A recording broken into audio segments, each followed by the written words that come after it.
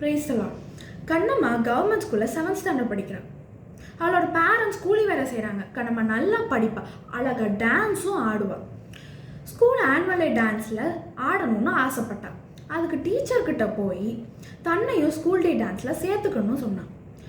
அதுக்கு டீச்சர் டான்ஸில் சேரணும்னா ட்ரெஸ்ஸுக்கு 500 rupees கொடுக்கணும்னு சொன்னாங்க. வீட்டுக்கு வந்த கண்ணம்மா கவலையோடு இருக்கிறத அவங்க அம்மா பார்த்தாங்க. விஷயத்தை கேள்விப்பட்டதும் தான் கஷ்டப்பட்டு சேவ் பண்ணி வச்சிருந்த பணத்துலேருந்து 500 rupees கொடுத்தாங்க. அடுத்த நாள் கண்ணம்மா 500 rupees டீச்சர்கிட்ட போய் கொடுத்துட்டு தன்னையும் ஸ்கூல் டே டான்ஸில் சேர்த்துக்க சொன்னாங்க. டீச்சர் அவகிட்ட ஏற்கனவே ஸ்டூடெண்ட்ஸை சேர்த்தாச்சு, இனிமேல் இடம் இல்லைன்னு சொன்னாங்க.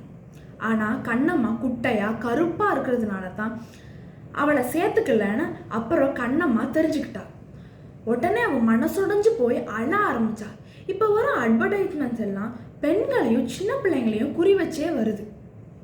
ஃபேராக எப்படி ஆகணும், ஃபேஸை எப்படி பிரைட் ஆகணும், பியூட்டிஃபுல்லாக ஆக என்ன செய்யணும், இந்த மாதிரி அட்வர்டைஸ்மெண்ட்ஸ் எல்லாம் இன்டைரக்டாக சொல்கிற மெசேஜ் என்ன தெரியுமா? அழகானவங்களுக்கு மட்டும்தான் இந்த உலகம் சொந்தம் அப்படிங்கிறத நம்ம மனசில் பதிய வைக்குது.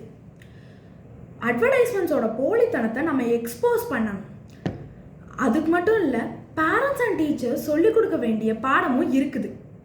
கடவுளோட படைப்பில் எல்லாரும் தனித்தனி தன்மையுடையவங்க. இதில் உயர்வும் இல்லை, தாழ்வும் இல்லை.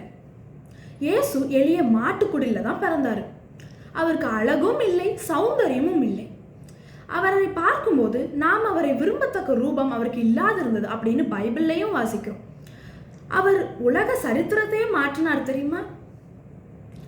யங் ஜெனரேஷனுக்கு இதை சொல்லி கொடுத்து அவங்க மனசில் தன்னம்பிக்கையை வளர்க்கணும்.